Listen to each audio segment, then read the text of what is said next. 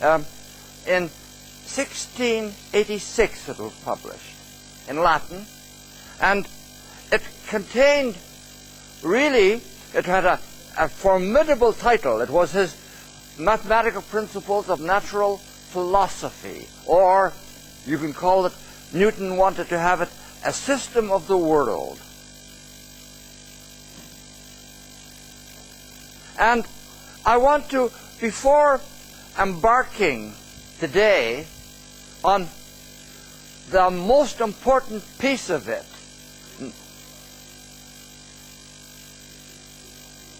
good.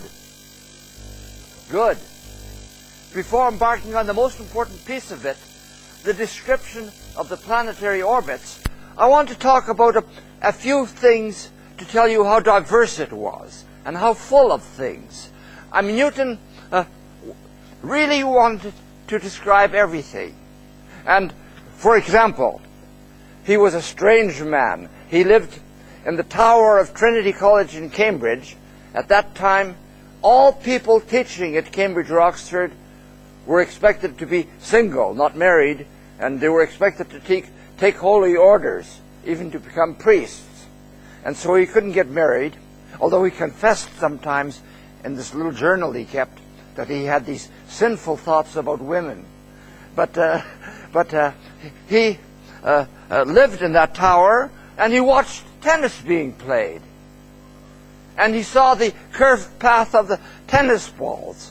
And he then calculated why it curved, because of the air friction unequal on the two sides of the tennis ball and the path that it took. And he talked about the tides and described for the first time how they were quantitatively fully described by the gravitational pull of the moon and the sun. Now, earlier, Kepler had suggested that maybe the moon had some influence on the tides. But he didn't have the law of gravitation, so he couldn't calculate it. And Galileo, great man that he was, made great fun of Kepler for suggesting that the moon could have any influence on the tides at all. But Newton not only brought back that suggestion, but also actually calculated the tides. He talked about things as simple as every day as spinning tops on a table, which I think you have talked about, the precession of spinning tops. Now, then he talked about all of the motions we see in the sky.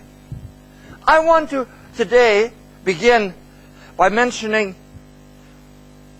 two things in the Principia. Incidentally, Newton had become famous as a very young person as a mathematician because he had started all kinds of new things about infinite series, and that's why he was at age 27 appointed a professor at Cambridge.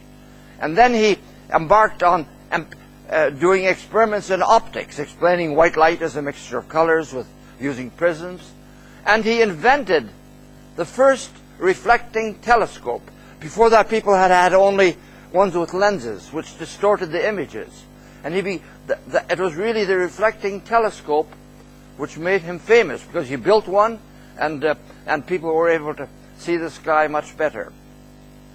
But all this time, he was really intent on describing the fundamental problem of motion, which people have been battling with for such a long time. And that's what the Principia was all about. Now, one of the things that he tackled was the shape of the Earth. And we all know that the Earth is not a perfect sphere. If we take the Earth here as a sphere, it's distorted by what we call an equatorial bulge. It's thicker at the equator and thinner at the poles. Of course, this exaggerates it a bit. And here's the North Pole. And the question is, first of all, why does it bulge at the equator? Can you tell me why it bulges at the equator?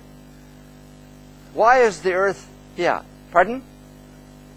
Yes, it's the spinning of the Earth. And the Earth, of course, the surface is mostly water, and water will flow sideways if there's a force on it. And so, if you take the force of gravity here, Fg, you have to take the centripetal acceleration, and the resultant vector of the centripetal acceleration and the gravitational vector determines the shape of the Earth.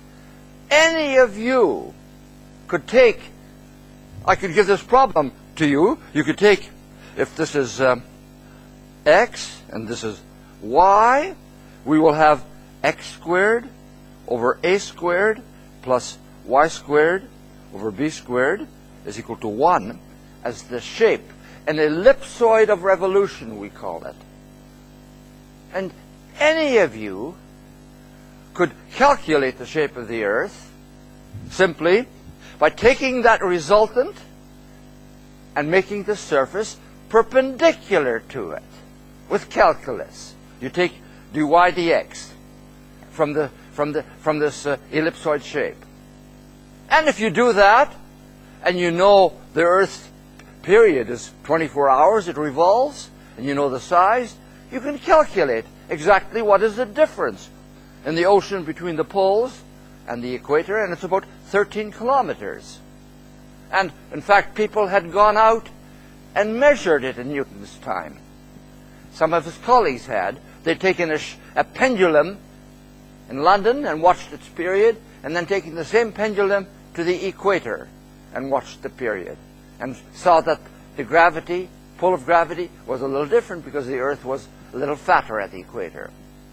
Any questions about that? So Newton predicted it, and of course he was right about both cause and the magnitude of the effect. Let me now give you something which is much more complicated than that, and talk about first of all, the Sun, which has all these planets going around it in orbits. And so we have Venus, Mars, and then we have Earth here. Now, the Earth spins around its axis. All of the planets, of course, move in an ecliptic plane. They do that because it was an aggregation of hydrogen gas which had some angular momentum, and to get rid of some of the angular momentum, as it shrunk in size, as it was speeding up, it spun out the planets. And so we have an ecliptic plane with all the planets. But if that plane has a perpendicular, the Earth, of course, is at 23 degrees relative to the ecliptic plane. And it's spinning around, here is the North Pole. Well, it turns out that the Earth behaves like a spinning top on the ecliptic plane. Namely, it precesses. Here, way up here somewhere, is the North Star, Polaris. Now, what the Earth does, it goes around in an enormous circle with a period of t equals 26,000 years. That is 13,000 years from now, the North Pole will point 46 degrees away from Polaris. Why? And first of all, let me give you just very briefly the history of this effect. The precession is now known that it moves. The Earth's North Pole moves at a speed of 50.2 0.2614 arc seconds per year. And if you work that out in 26,000 years, it completes 360 degrees. This was first measured a long time ago by Hipparchus in Greece. And he estimated, and this is 130 BC, and he observed the effect and said it was 45 arc seconds per year. How did he do that? Well, you know, if you watch the sky at night, even without instruments, you can see in 24 hours all the sky, all the stars move in a circle around the direction of the North Pole, around the direction of Polaris. But even Polaris moves a little in a small circle. And what Hipparchus must have done is to watch the size of that tiny circle change, the one for the North Polaris itself. And so he could measure it. Now, Ptolemy, who came later,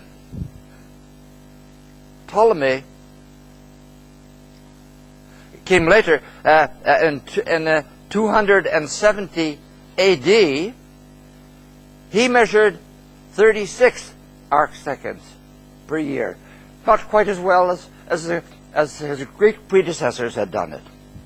Then Copernicus, about a century before Newton, measured it again, and he got 50.2 arc seconds per year, which is pretty close, and that's the modern number. Now, the question is, what causes the Earth to move like a top, spinning top, and precess? What is the torque? We know for a spinning top on a table, it's gravity which is the torque, which causes the axis of the spinning top to precess. Who wants to tell me? Do you know what do you think is what would cause it? Because Newton, in fact, not only determined the cause, but he predicted it, the precession period, accurately. Who? You got? No, not as it's something similar than that. Yes.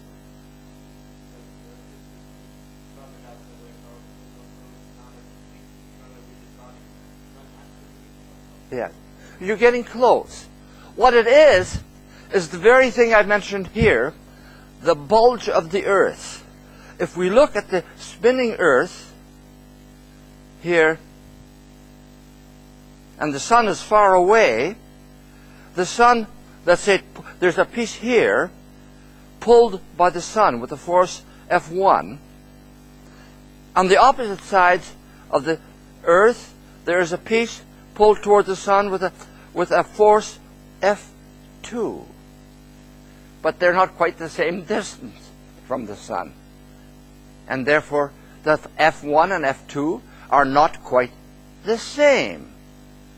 And then, if you take this spinning Earth, and you take from the center, you take R1, and you take R2, and the torque is from those two pieces, symmetrical on the opposite sides of the Earth, is R1 cross F2 minus R2, R1 cross F1 minus R2 cross F2.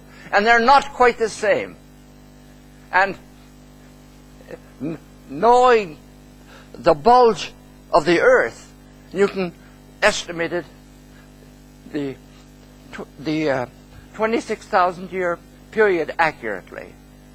And it was the Principia, this is just an example, is full of successes of that sort. You know that it really was a system of the world, of everything that people knew. And this, incidentally, is called,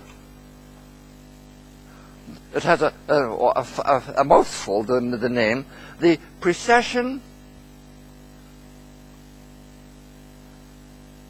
of the equinoxes, this phenomenon. And you can Google it, or you can read about it anywhere, about its history, and look at some of the things that I've told you. But it's both amazing that the Greeks were already aware of it, but nobody had a clue about what caused it until the Principia. Now, I come next to the Kepler orbits. But let me preface that again by saying that what a strange man Newton was. You know, in his day there were not such things as scientific publications. And he did these things, all these calculations, simply for himself. And in fact, the great astronomer Halley, after whom a comet is named, came to him one day and said, "Newton,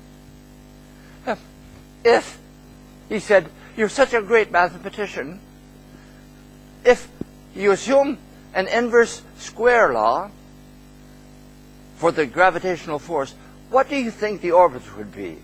And Newton said, "Well, I did that 20 years ago." And the answer is it's an ellipse. And that's exactly what people at the time wanted to hear. Why? Because Kepler had predicted that the planetary orbits were a strange kind of ellipse. Now let me give you the what are called nowadays Kepler's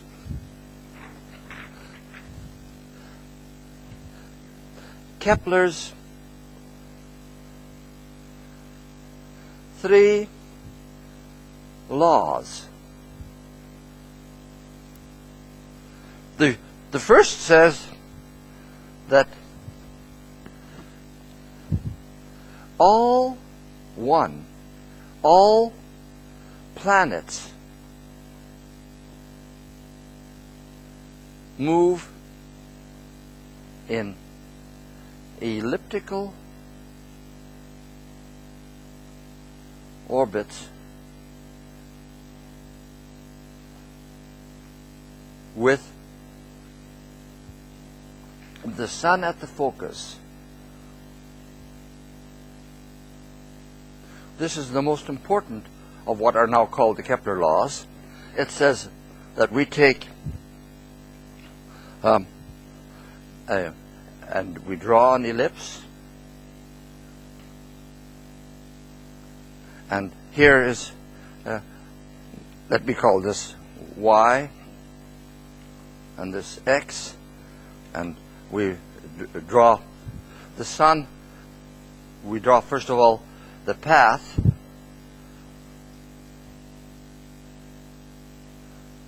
and draw an ellipse which has two axes, B and A, the two lengths, but the sun is not at the center as one would have guessed. It's at a special point. And at that special point is called, this distance is called C, it's called the focus. Now we have the ellipse equation is x squared over a squared plus y squared over b squared is equal to 1. And the focus, the special point at which the sun is located for each planet, is C is equal to the square root of a squared minus b squared. It looks like a rather strange orbit that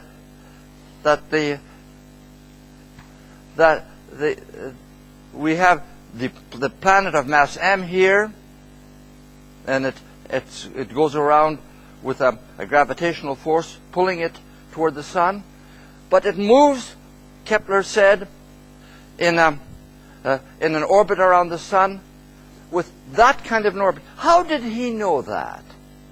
Well, Kepler was working with the data which had been accumulated by Tycho Brahe almost a century before Newton in Denmark. Brahe was a Danish nobleman who built a fantastic observatory on the island of Fven near Copenhagen. When I say fantastic, in terms of the GDP of Denmark, this was a project as expensive as the LHC collider in Europe is now for Europe. It took a large fraction of the Danish income, but Brahe was a superb experimentalist and built instruments and for many 30 years traced the planets and whatever. And then this poor mathematician that he hired, Brahe, the king died, and there was the new king. Tycho Brahe was a very argumentative person. In fact, in his youth, he had had his nose sliced off in a duel, and he always wore a metal nose. But he took all of these measurements and then hired Kepler at about the year 1600. And it was Kepler who worried about this data and tried everything. And it was Kepler who, with the orbit of Mars, came to the completely unequivocal conclusion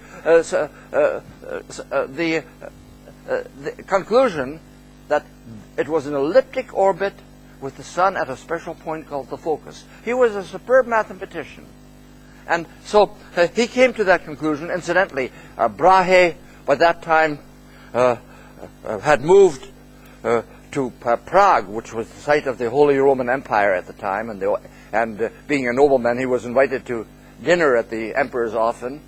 And when the emperor had a banquet, you weren't allowed to leave until the emperor left. So Brahe, after this distinguished career, died one banquet night of a ruptured bladder because he wasn't allowed to leave. But anyway, Kepler achieved this conclusion about the orbits of the planets. Now, all of these things of Kepler, who was a wonderful antecedent for Newton, but they were buried in about many thousands of pages of Latin writing, in which he came to a number of conclusions, and Newton had to sort through these all and then find the nuggets, the things that he really had to describe in order to be able to say that he understood the orbits of the planets. He didn't call them Kepler's laws, but he took the facts from Kepler, and this was the first one and the most important one. The second one says a line joining the planet to the sun sweeps out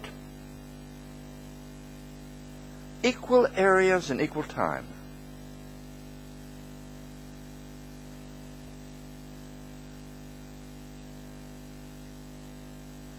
And then there's a third law which says the square of the period of the period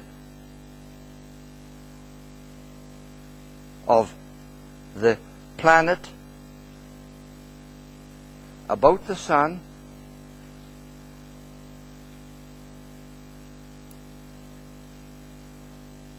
is proportional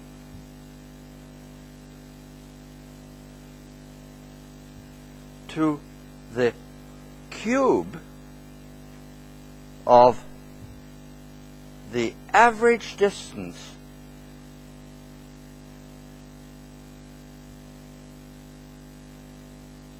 of the planet from the sun.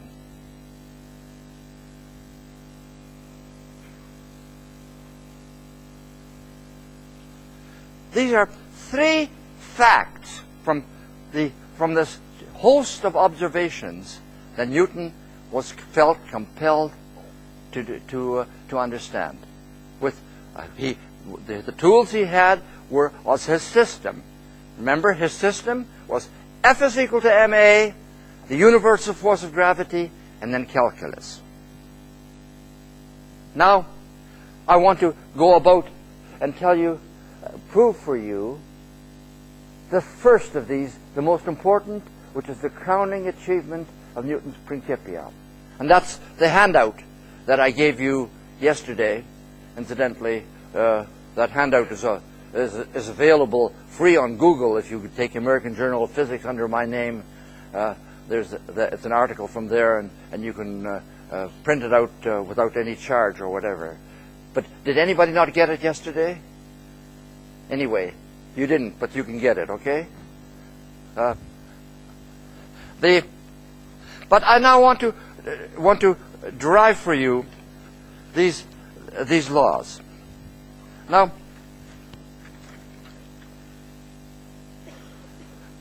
Now, the first law about the elliptical orbits is often thought to be too complicated for first-year students. And when I started teaching first year 40 years ago, I derived a way which is in this publication that you now have, which I eventually published, which I think works very well and describes where within the framework of Newtonian mechanics that elliptic orbit arises. And so I want to now, in just a very few minutes, give you a derivation of the elliptic orbit law. And we're going to do this.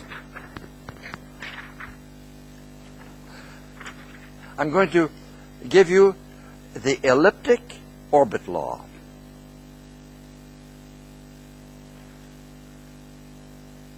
And it comes from two of the important conservation laws that we talked about yesterday. The conservation of angular momentum and the conservation of energy. So for a planet going around the sun, we have, first of all, we have E is equal to 1/2 mv squared minus g m over r, the distance from the sun. It's the kinetic energy plus the potential energy. And because these forces are conservative, the force of gravity is conservative, this is a constant. And we have to remember that. It's constant. The next is the angular momentum. L is equal to mvh, where h is the perpendicular distance. I wrote this down, the picture of it yesterday. You know, that is the angular momentum of any object around a center of force. And if it is a central force, which gravity is, it's also constant. So this is constant. Now, what I do is I simply substitute here for V into the energy equation from the angular momentum equation, and what do I get? I get L over m squared divided by 2 times minus E over m, and I take minus E over 2m because for elliptic orbits, for orbits which repeat themselves, the potential energy is greater than the kinetic energy, always. And so we call these bound orbits with negative total energy. And therefore, minus E over m is a positive constant. And so, this divided by h squared, simply by substituting for V in here, and then we have minus g m over minus E over m over r is equal to minus 1. I've just written the two conservation laws and combined them. what do we have? Well, we have here clearly a path, because we have a relationship between two coordinates, h and r. If the object is going, here's the mass m, here's the sun, here's the vector r, and if it's going with velocity v, then in that direction, this is h, the perpendicular distance, and h and r are two coordinates. And any curve in a plane, in an xy plane, is always a relationship between two coordinates. We have a circle. For a circle, we have x squared plus y squared is equal to r squared.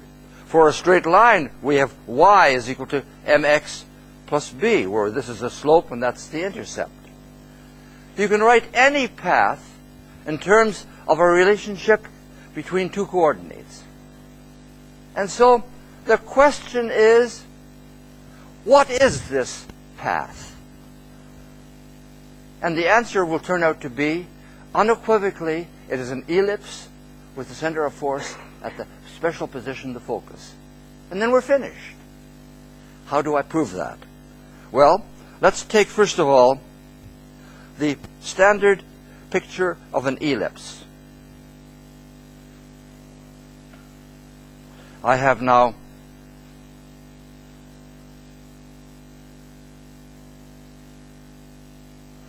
here, let me call this distance x, a and b, and I'll call this y and x, and the equation of an ellipse is x squared over a squared plus y squared over b squared is equal to 1.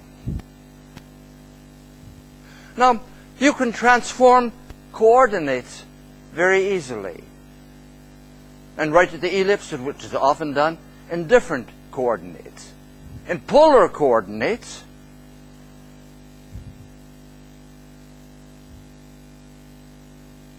which I think you have used a lot in your courses, one has simply, if this is r and this is theta, what is the equation of the ellipse? The equation of the ellipse then is r is equal to a times 1 minus epsilon squared, which I'll define in a second, over 1 plus epsilon cosine theta.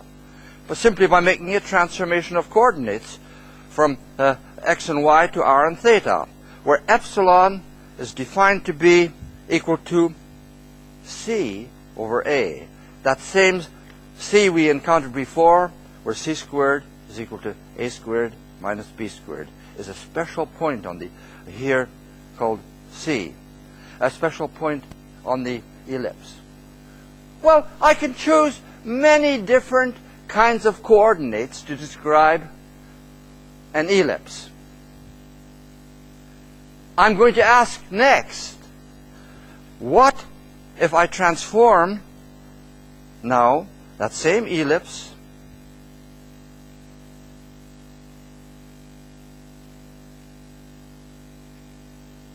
and instead of x and y, we have again b and a.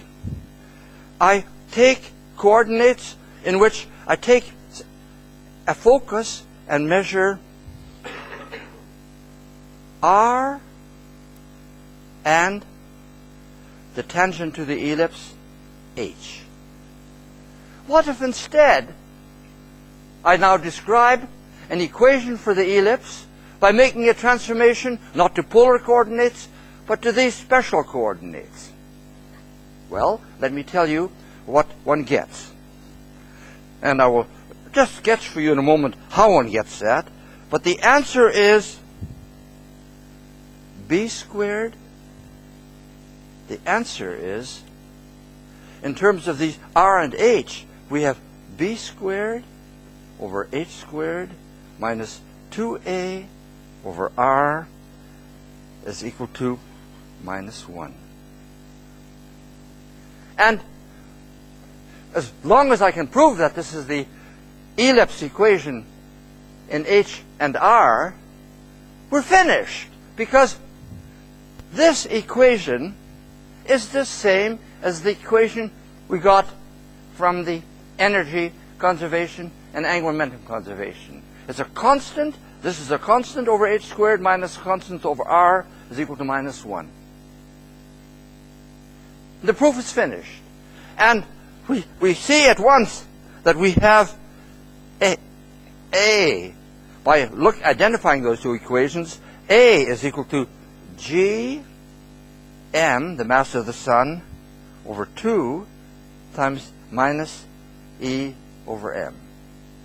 And B, the other axis, is equal to L over m, a constant, divided by the square root of minus 2E over m.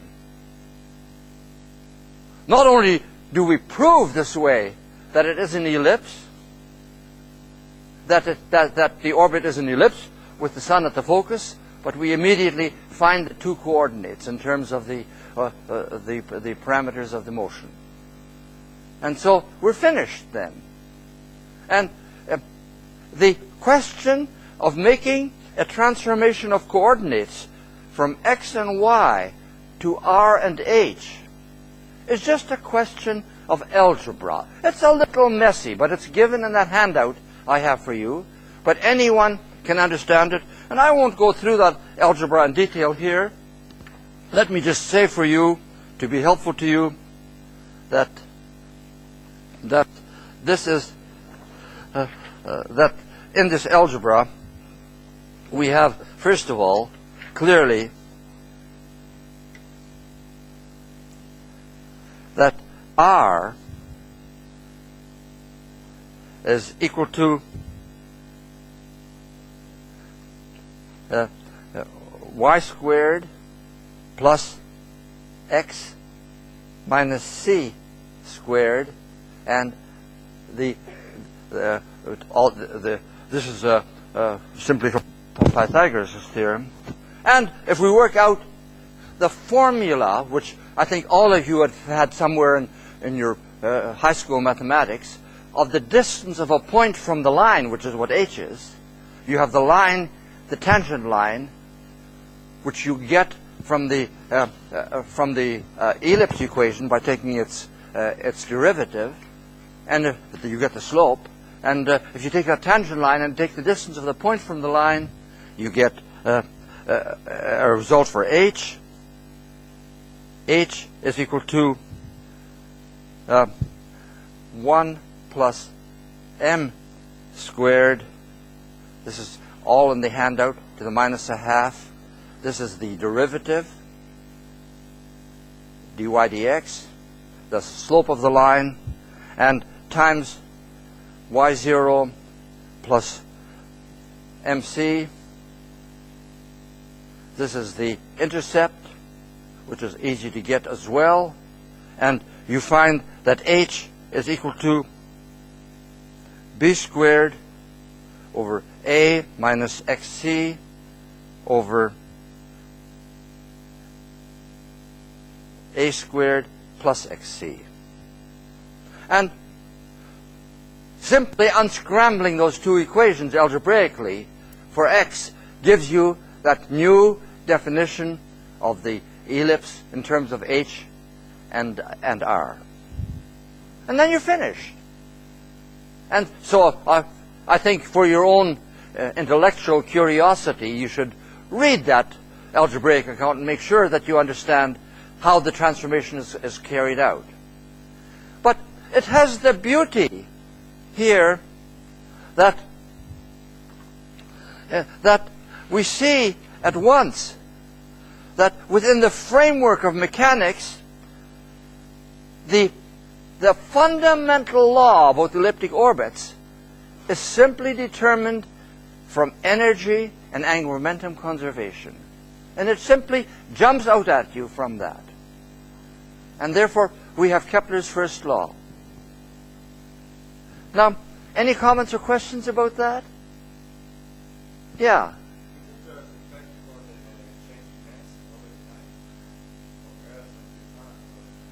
Well, if they change mass, well, I'm assuming here a constant mass. That mass is that whatever m is of the planet, that doesn't change. And they don't change very rapidly. The sun, of course, you mean the sun, you're worried about the sun radiating away energy into space and changing its mass somewhat.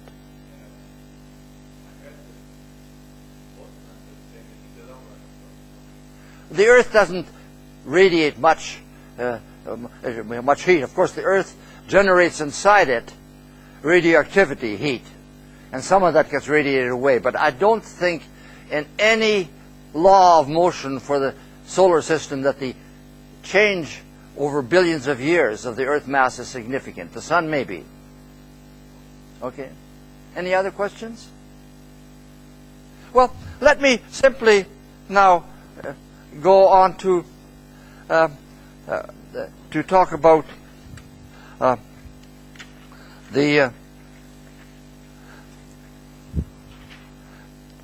first of all, Kepler's second law.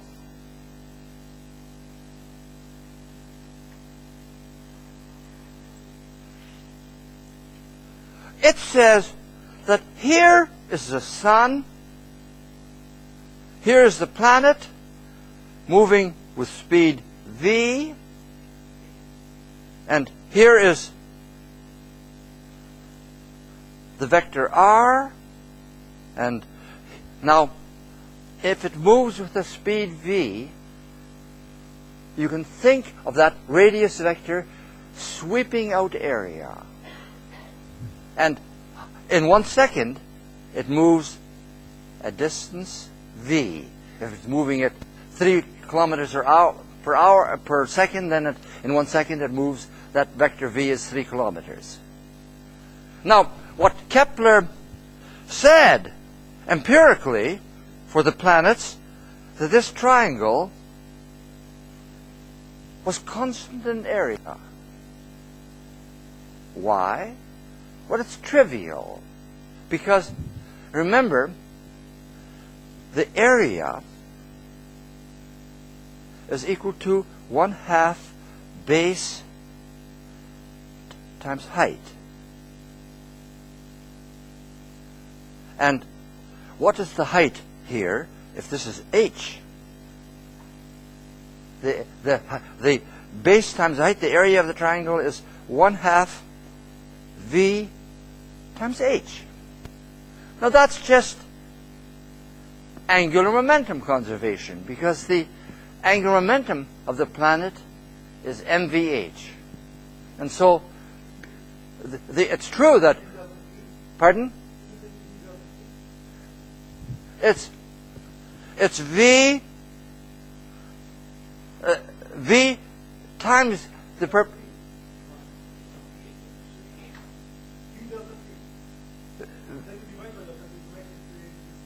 it's v well, the base for 1 second. Yeah. Yes. It's the area swept out per unit time. Okay. Okay. Now we have Kepler's third law,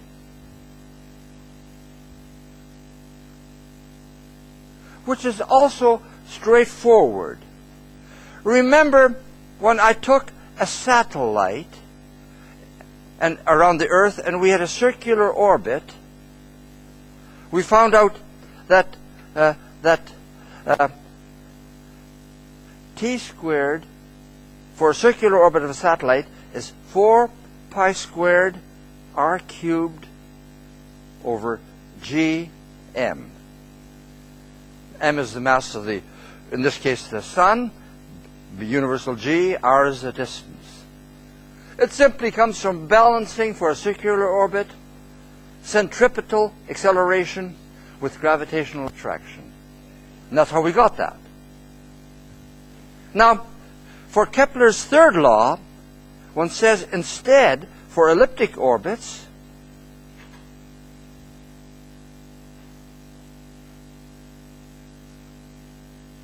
we have instead t squared is equal to 4 pi squared a cubed over gm, where a is the semi-major axis of the ellipse. And if you look in almost any first-year text, you can find tables for all the planets. T squared times a cubed divided by a cubed is the same to within a tiny fraction of a percent for all of the planets. And so the semi-major axis replaces r. Why? Well, t for an elliptic orbit is equal to the total area of the ellipse divided by area swept out per unit time, which is constant. That's what the second law is all about. Now, what is the total area of an ellipse? It's something that any of you could prove with integration. Who knows what the area of an ellipse is? Yes. So this is equal to pi AB, and this is equal to here. Now we have 1/2 times L over M, because L over M is equal to MVH. L is equal to MVH. And so if you work this out, L over M is related to B, the semi-minor axis. I gave you A and B in terms of L over M before. If you simply substitute, you get that this is equal to, now, this gives you 2 pi times the square root of a cubed over gm. And that was what we wanted. That is, from circular orbits, the r gets replaced by the semi-major axis.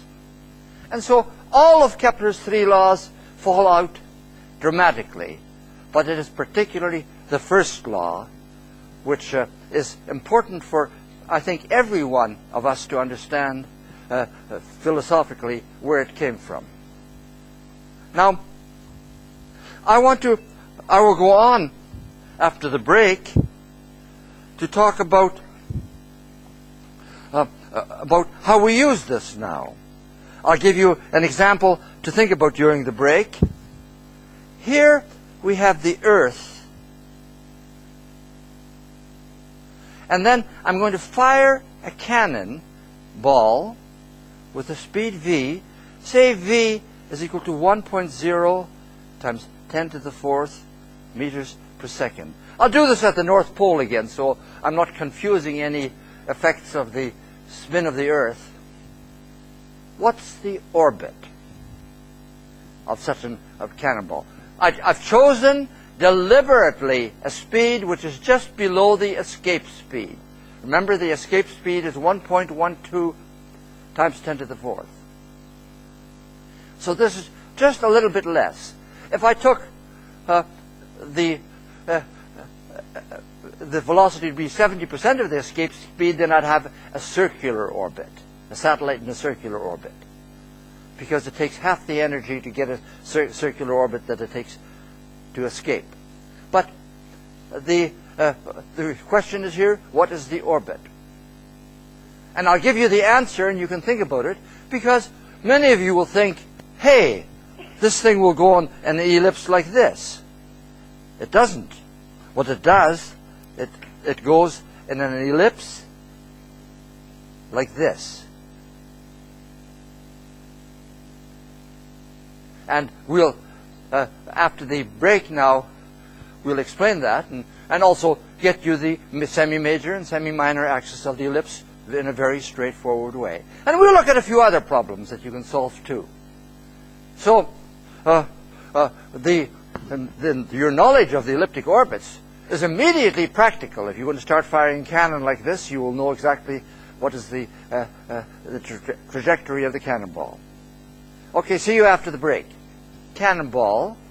First of all, here's the center of the Earth. Now, it has to go this way because when you fire it, the direction is perpendicular to r, the distance from the center of the Earth. And there are only two points on the ellipse. This point and this point, where r and h are the same. And so, clearly, this has to be the closest point or the farthest point. You know it isn't the farthest point because you are just below the escape velocity. And therefore, you can immediately draw this kind of an orbit, and you know at once that here, this is B, and this is A, and this distance, which is the radius of the Earth, is A minus C. Because the center of force, the center of the Earth, is at the focus. And therefore, just from the firing, you know that. You also know L over M for the cannonball, because that's equal to V times H, which is, in this case is equal to V times our Earth. You can also calculate E over M, because that's 1/2 V squared minus G times the mass of the Earth over the radius of the Earth. And so, when you fire the cannonball, you know already many things about it from which you can calculate the orbit. You need only two of these. Any two of these three properties will give you A and B. I mean, as we know, A and B were defined in terms of L over M and E over M, but I can also use L over M and calculate B, and then use A minus C to calculate A. And so, and they should be consistent. And when you work out this problem, you can immediately find out what are the orbit parameters for the object you've sent into an orbit, elliptic orbit around the center of the Earth. Comments or questions? Or you can take another example. What would you do? There was the classic film of Stanley Kubrick, 2001, years ago when I was young, not when before you were born, in which the computer takes over the spaceship and ejects the astronaut on the way to Jupiter. Now then you're in a fix. What do you do if you're an astronaut out in space? Well, what would you do? Well, the first thing you would do is take your laser ranging device and measure your distance from the center of the sun, and also your direction, so you'd and your speed, so you would get the velocity of that you had at that time, and then you'd figure out E over M to find out if E over M was negative. Because if it's negative, then you're in an elliptic orbit, and then you have time to think, because you come back and back, you'll repeat the orbit. If it's positive, you're in tough luck, because you're going to disappear from the solar system. And then after that, you figure out your orbit parameters, you're very calm and cautious about it, and you'll find out when you have time to fix your terrible situation. And so, in any situation you can envisage, you can work out the orbit parameters, the path that you are on when you're in a bound orbit. There are two other parameters which are sometimes used. We have here a center of force, the sun, and this distance is called r min, and this distance here is the maximum distance, r max. And this distance is often called the perigee. And this perihelion, rather. And helion means sun. And this is called the aphelion. Now, to specify an orbit, you need two parameters. Specify an orbit.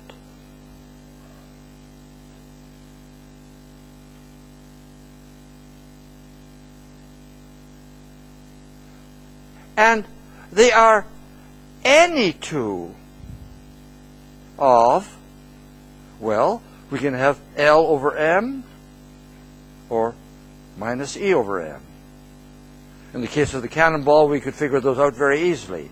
Or A, or B, or C, or R max, the aphelion, or the R min, the perihelion. Any two of these will tell you what the orbit is, because all the others can be derived from it. And so an elliptic orbit has two axes.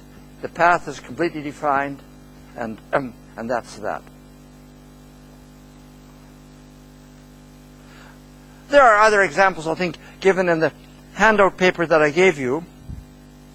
But I want to, for the remaining time I have, go on and imprint in your minds some very important pictures of orbits. I want to take two kinds of orbits, which I want you to imprint on your memory. One for unbound orbits, where you go around the sun once. And then the second one I also want to give you pictures for is anti-gravity. What if somebody suddenly turned a switch and made gravity repulsive rather than attractive?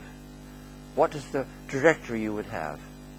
And that isn't simply a useless mind game, because that anti-gravity orbit is the one which applies between charged particles in electromagnetism. And it was the anti-gravity orbit that Ernest Rutherford used 90 years ago to kickstart the whole last century of science, to give us this picture which we have, all of us have grown up with, knowing that an atom has a central nucleus surrounded by electrons. Well, that wasn't the case 90 years ago. Everyone thought that the atom was a mushy pudding with charges embedded in it. And this picture of the atom, like a miniature solar system, came from a startling experiment involving Kepler orbits for anti-gravity. So I will sketch these ideas for you now in the remaining time I have. And they're also fully described, both of these, in the handout. Okay, so let me then go next to unbound orbits.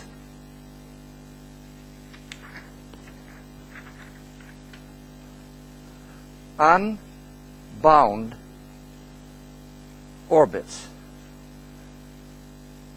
And for this we mean E is positive. That means the kinetic energy is, the energy is constant. The kinetic energy is greater than the potential energy. And therefore, the energy, total energy, mechanical energy, is positive. Now, what is the orbit in this case? And let me sketch it for you. And we have now, the answer is, the orbit is a hyperbola. And if I take a hyperbola in terms of R and H from the center of force, the equation of a hyperbola is, it's also derived in the handout, b squared over h squared minus 2a over r is equal to plus 1. The ellipse had minus 1. And so this is the equation of a hyperbola. And we have, similarly, we have from energy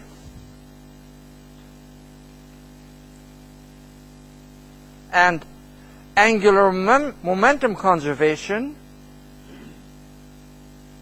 we have L over m squared divided by 2 times plus E over m, not minus E over m in this case,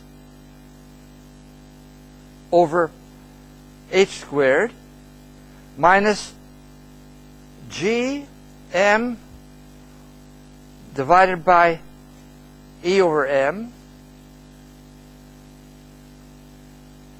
over r, and it's because we've divided not by minus E over m, we've divided by plus E over m, we get a plus 1 here too. And these are the same equations, and so for positive energy we get an orbit which is a hyperbola, which I will now sketch for you.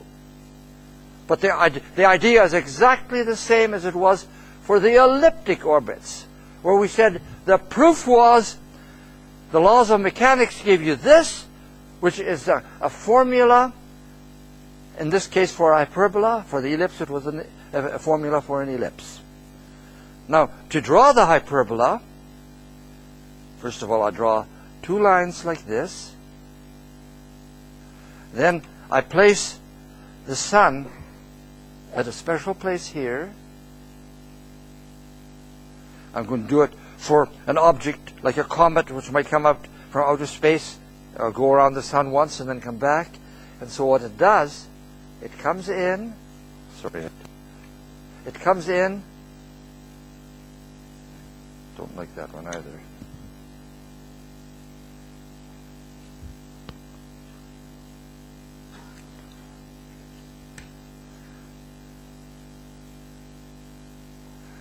Bends around the sun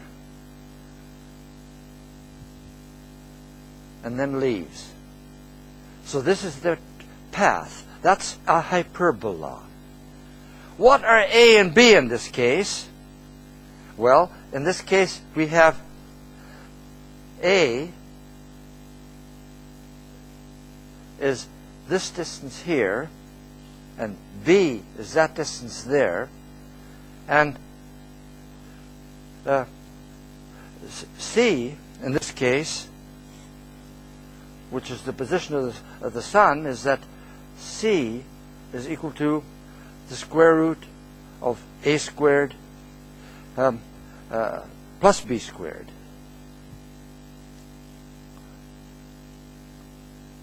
Not minus B squared. And so the object in a hyperbola comes in relative to the sun, curves around it, and then goes out forever. Goodbye. And so this is the path of an unbound object. And the size, the amount by which it bends is determined by the energy and the parameters A and B. And this distance here from the center is C. And clearly, if we take the right angle triangle, B squared plus A squared is equal to C squared.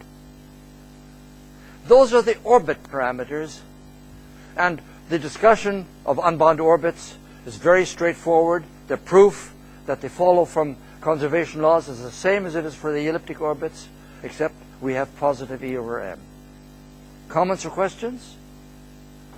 So, you have to decide, first of all, when you do an orbit, is the kinetic energy bigger from the data you're given than the potential energy? And if it's bigger, you have this kind of an orbit, not an ellipse.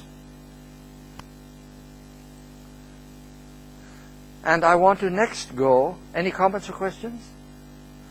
To anti-gravity orbits.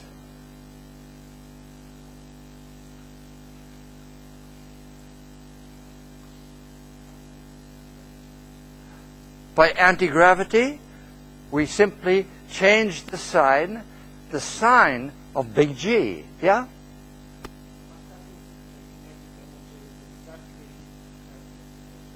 if the potential energy and kinetic energy, if E is exactly 0, then you have an ellipse, a period which becomes infinite, closer and closer to infinity. And if you're just a tiny bit smaller than 0, you'll come back. If you're a tiny bit bigger, you won't. So the ellipse changes systematically from an enormously large ellipse to a small one. Now Newton already, I should have said this before, he knew that the comets, like Halley's Comet, which comes back in 87 years, that it must also be an ellipse. In the case of the comet, the sun is so far out, I mean, it's a very thin, long ellipse in the case of Halley's Comet. And you can easily figure out what is the furthest distance that Halley's Comet is from the sun, because the third law says how the period, which is 87 years, is connected to the distance. And so the A, in that case, for Halley's Comet, must be the 2/3 power of 87, because the same law applies to the Earth that applies to Halley's Comet. And so the maximum distance from the sun is very close to 2A. And so you get about 30 times the distance of the Earth from the sun. That is how far Halley's Comet goes away. It's easy to work out. But here, the comets come out from the outer fringes usually of the solar system. Some comets never come back, and others do. And that's where you get the question of whether the comet's speed, kinetic energy, is larger than the potential energy or not. Other questions? Well, now anti-gravity. Now, for anti-gravity, what do we have? We have b squared over h squared plus 2a over r is equal to 1. Here, for gravity, normal gravity, we have minus because we've changed the sign of big G. Now, what is we have, in fact, exactly the same hyperbola for anti-gravity. The only difference is that the sun would be at the opposite focus. It would be here at a distance c. And so, in this case, we have the same A and B and the same C, and if we have the object here,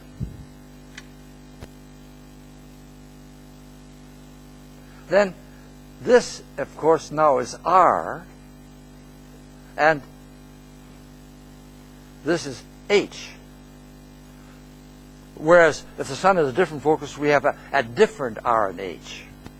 And so R and H differ in the two cases because they're measured from different foci of the same drawing.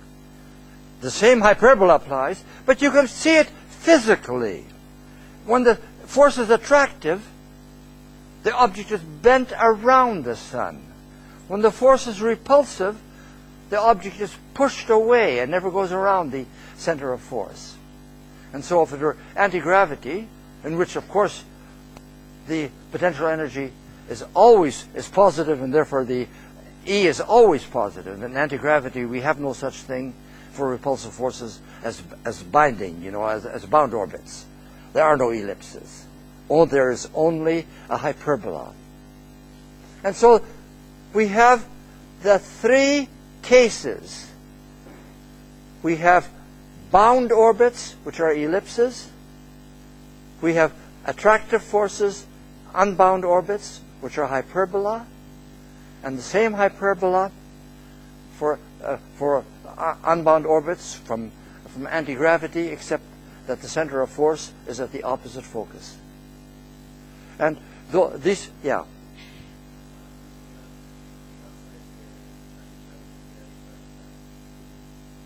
And the other side you have what?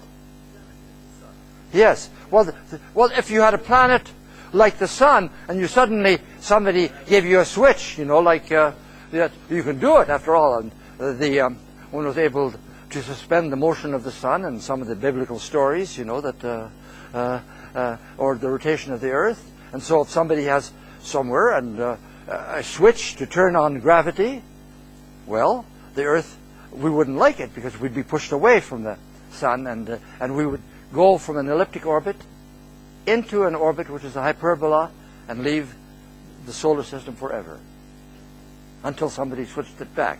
Maybe we could call on somebody to correct it quickly. Any comments or questions? But it's a speculation. But now I want to come back to talk about how anti-gravity became so important for the 20th century. And I want to talk about, first of all, the Coulomb Force. The electric force.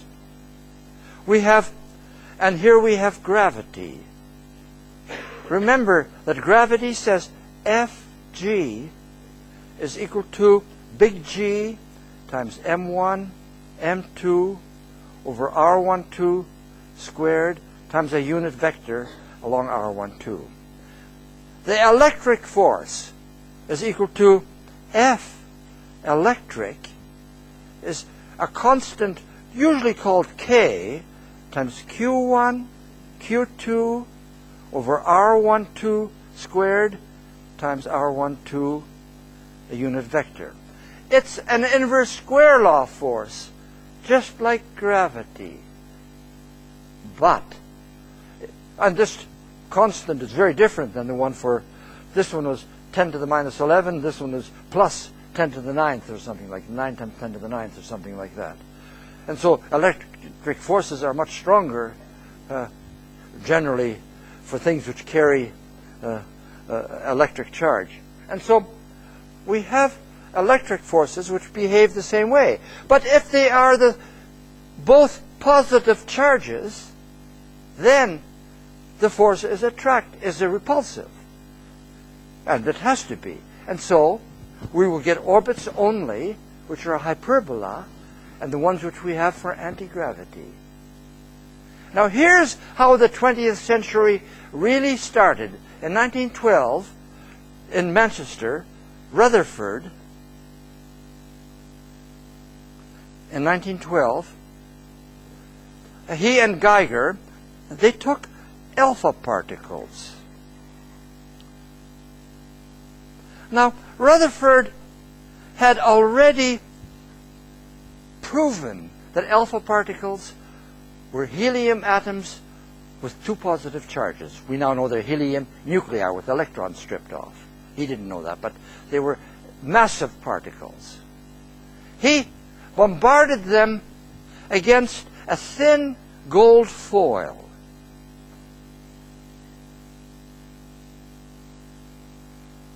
And what Rutherford found was that some of the particles hit the gold foil and then came bouncing right back, massive as they were.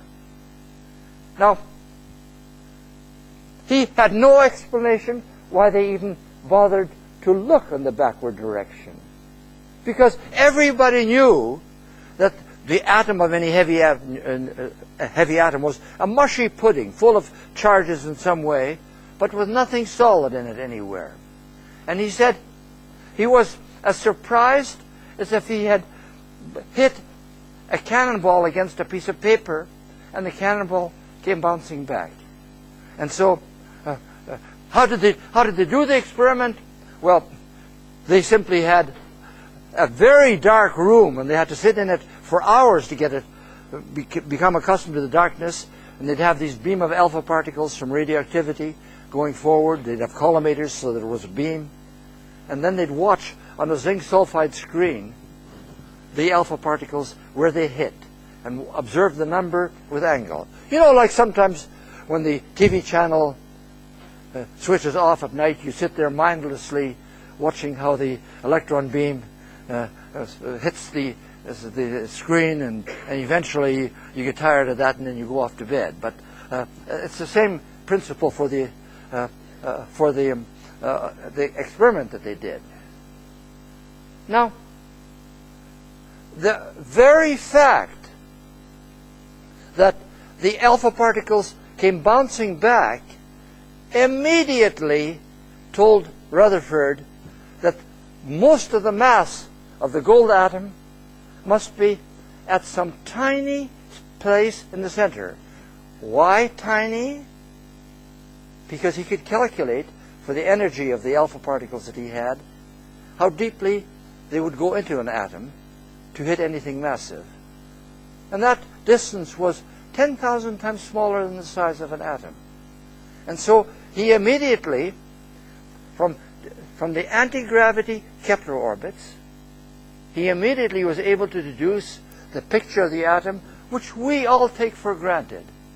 Now that picture of the atom became extremely important because after that Bohr and others were able to get pictures of the atomic spectra from the quantized levels of atoms, and the whole era of quantum mechanics burst onto the scene because of this picture of the atom. And then, of course, we got cosmology and microelectronics and microbiology and all of these coming out of the quantum era. The modern science we know now. But it was this very simple and elegant experiment of Ernest Rutherford's which kick-started that whole development in science almost a century ago. And so I didn't know Rutherford. He was alive when I was born. As you know, I knew Einstein. I didn't know Newton either. But this experiment now of Rutherford's, well, what can we tell? If I look back at the Rutherford orbits now, here is the gold nucleus. Here is the object which turns around. If I draw a straight line through this and call this angle here theta, or let's call the whole angle theta. This is theta by 2 then. Theta by 2 is the complement of the angle formed by whose tangent is b over a. And so I have at once, I know that b over a is equal to cotangent of theta over 2, simply from the hyperbola drawing. And theta we call the scattering angle.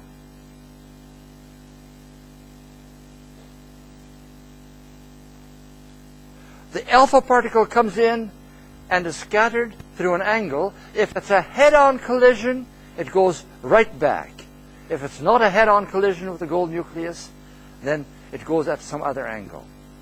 And what Rutherford did was, let's picture that experiment now in the Rutherford scattering. Here is a gold nucleus. Now, let me picture an alpha particle which goes and hits almost head-on and comes back.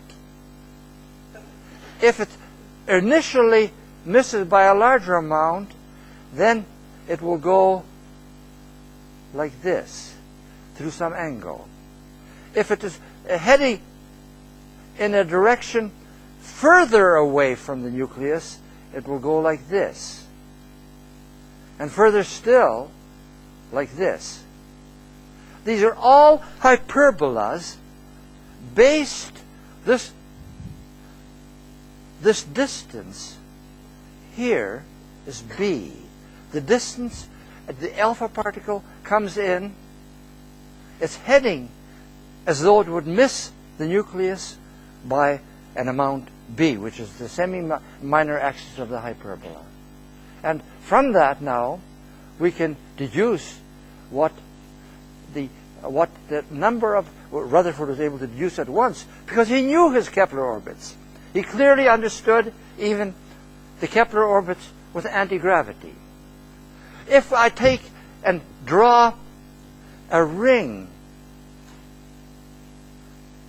around the gold nucleus of radius b and thickness dB, then all of the alpha particles which are aimed at that ring, far away they're going to head to hit that ring, they will all have the same scattering angle. And therefore, in order to calculate how many alpha particles go into each angle, we simply have to start with small rings and grow larger and larger and larger. Now that's done in the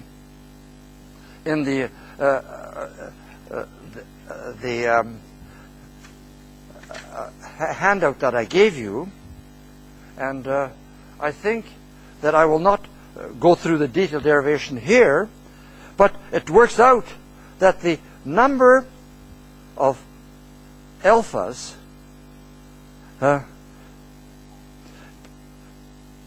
per unit angle at angle theta from the Kepler orbits works out to be a squared over 4 sine to the 4th theta over 2 times the Coulomb constant times Q1, Q2 over 4 times the initial kinetic energy of the alpha particles squared. And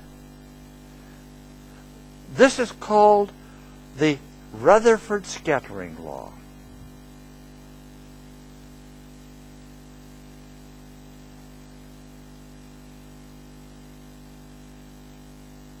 Now, it's derived fully in the handout, and Q1, of course, is the charge of the alpha particle, which is equal to 2 times the charge of the electron. Q2 is the charge of the gold nucleus, which is 79 electrons, and this is Coulomb's constant.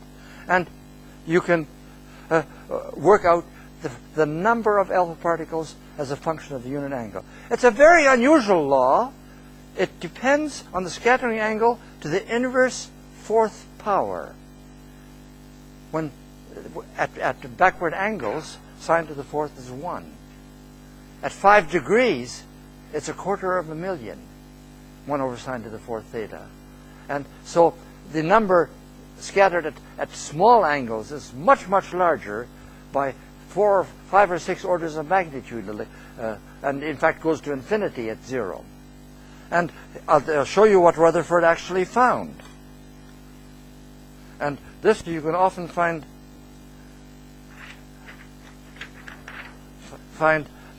the fraction of alpha particles at 180 degrees. It gets in this case it gets to be about 15 or something like that, but 1,000,000 at forward angles. But this is the law which he predicted and the results which he got. And it was fantastic agreement which told him that, first of all, that the atom was the kind of atom we now all believe in. Okay, it had to be. Because there was something massive inside the alpha particle which scattered, made helium nuclei bounce back. And as I say, from the fact that in a head-on collision at backward angles, he could calculate easily from the scattering how close the two came. He even knew roughly the size, or at least an upper limit on the size of the atoms. In fact, at later experiments showed him that this law, which is so accurately followed here by natural alpha particles from radioactivity, if you go to higher energy alpha particles, it begins to break down at back angles because the alpha particles go into the nucleus, and the law deviates from the Coulomb law because the particles are no longer scattered by the bounced back by the same charge, and so by the deviations you could in fact measure exactly the size of 10 to the minus 15 meters typically of the nucleus. And so it was a very important but simple experiment. Rutherford was a remarkable person because he was, in my judgment, and in many other people's, that the only person in the last century whose impact on physics was comparable to that of Einstein's. They were both stood clearly above the pioneers of the quantum era, who were brilliant people, but they were the ones that really launched the last century of science. Rutherford, first of all, in Canada actually, and so you might expect me to be partial to Rutherford, he won his Nobel Prize because he told us what radioactivity was about. He identified alpha, beta, and gamma radioactivity, what they were, and he unscrambled all of the decay chains of uranium and thorium and whatever. They were extremely complicated, and he unscrambled them all, and as well gave us the exponential radioactivity law, and defined for us for the first time nuclear isomers, and that's what he won the Nobel Prize for. This is his most important contribution, the picture of the atom, which is so essential to science. And then he was also the first one to predict that the atomic nucleus had neutrons and protons in it, and it was in his laboratory that Chadwick, his student, found the neutrons for the first time in 1932. And so Rutherford's contribution was great. Einstein's may have been somewhat greater, but the two of them are really the dominant figures of the last century of science. Well, I started out by saying that Newton was just a remarkable person in science, not only because what he did in mechanics and other things and mathematics, but because basically started Western science. Now, I think Einstein, who had a wonderful sense of language, said it best when he said, this was at a time when he was publishing his general relativity, which is one of the greatest creations of the human mind ever, of a single mind, Einstein's general relativity. But he said, let no one suppose that the mighty works of Newton can really be superseded by this or any other theory. His great and lucid ideas will retain their unique significance for all time as the foundation of our whole modern conceptual structure in the sphere of natural philosophy. And so Einstein was ready to give primacy to Newton too, and he also said a few years later, we have to realize that before Newton there existed no self-contained system of physical causality which was somehow capable of representing any of the deeper features of the physical world. And so Newton, I've tried to show you in the 4 hours I've had with you how when you take Newton's two basic laws, especially the law of gravity, and combine it with F is equal to ma, and you add calculus to it, then out of that framework flows such an enormously impressive understanding of space and time and motion that simply was overwhelmed all of the ideas which came before it. Thank you very much. Questions?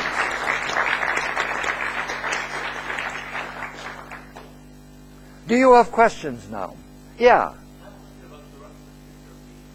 Yeah. The scattering shows a massive quantity charge. Yes. And by the fact that you have uncharged gold atoms, Yes. Could he predict or could he explain motion of electrons? Well, at that time, the quantum motion of the electrons came about in his laboratory in Manchester a few years later from Niels Bohr, who was a postdoc there. And so before Niels Bohr's quantization, people thought, yes, there were electrons. I mean, after all, Rutherford already knew from Thomson's experiments what the mass of the electrons was. They carried a negative charge, and somehow they occurred in the atom. And if you had all of the positive charge in one massive object at the center, the electrons had to surround it somehow. But he would have believed in continuous orbits or whatever, and it was only after the application of the quantum rules that we have this very nice picture of quantized electron orbits surrounding a central nucleus. Yeah. Yes. Well, yes, the electrons, of course. Well, first of all, the electrons, you have to use quantum mechanics, not classical mechanics, to describe their motion. Okay? But to the extent that it is nearly classical, they are then not parabolas, they're ellipses if they're bound. They're ellipses, yes. No. No. The orbits are not circles. No. Yes. Yes. It's you have some orbits which are, even in quantum mechanics, we call them zero angular momentum orbits. But you have to really take the orbits in quantum mechanics and solve the Schrödinger wave equation for the motion of the electrons to get their orbits properly. Other questions? Well, I think all of you are ready now, not only to understand deeply the orbits, but you're also ready to go out and ask your friends, why is the sky not infinitely bright at night? You know, that it's a very nice social interaction you'll find to have, and which will characterize you among your friends for the rest of your life. Okay. Other questions?